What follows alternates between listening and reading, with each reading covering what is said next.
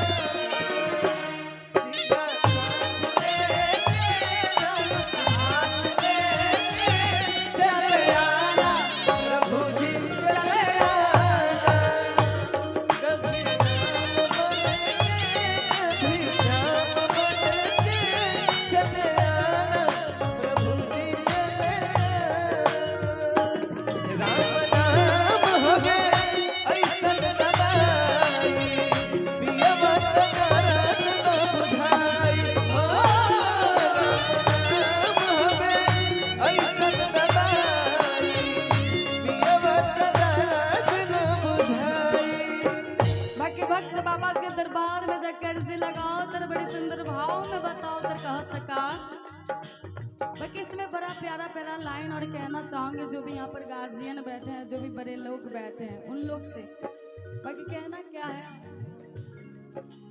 हो मंगल भवन अमंगल हारी,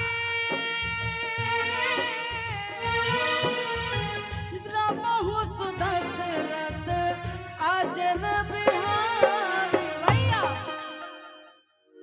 अरे द्रवहु सुदशरथ अजर बिहारी।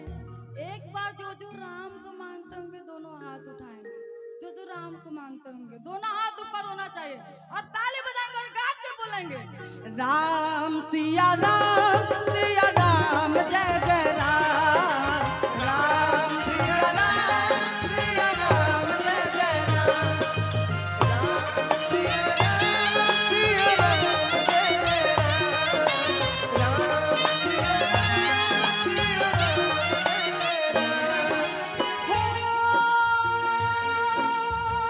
रघुकुल रीति सदा चले आई,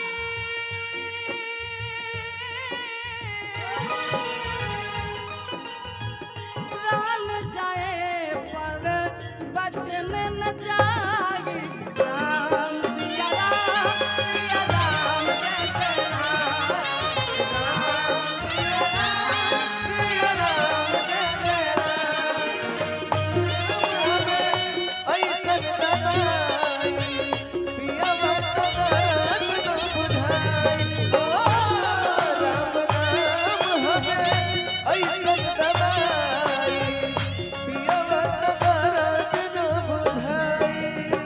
और बाकी भक्त बाबा के दरबार में जाकर जी लगा और कह रहे हैं क्या बहुत सारा प्यार आशीर्वाद पुरस्कार है।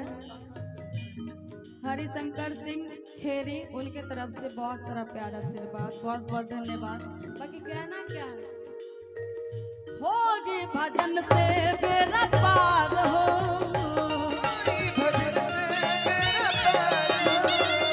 कट जाई नैया किनार हो, होगी भजन से बेरा पार हो, लग जाई नैया किनार हो। बेटा बेटा मन में राम जी के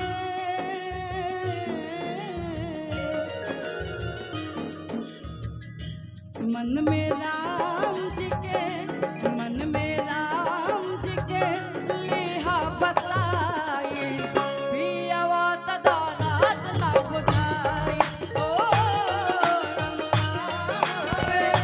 ऐसन दबाई पियवा तदारात ना बुझाई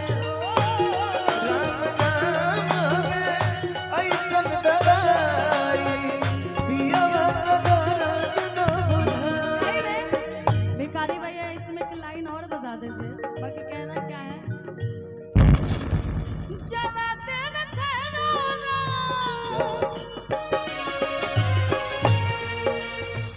जरा दिन ठहरो ना, जरा दिन ठहरो ना, तमन्ना जगी है अभी हमने जी भर के देखा नगी है, अभी हमने जी भर के देखा नहीं है। अभी हमने जी भर के देखा नगी है, अभी हमने जी भर के देखा नहीं है। हम हमें ऐसन दवाई पियवा तदारत न बुझाई।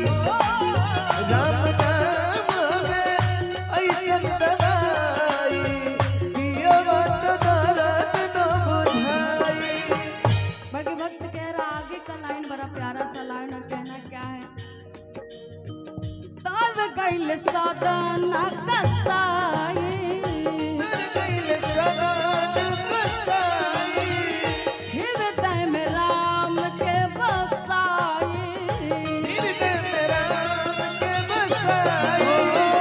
तर गइल सादाना कसाई, हृदय में राम के बसाई, दिहल सवार के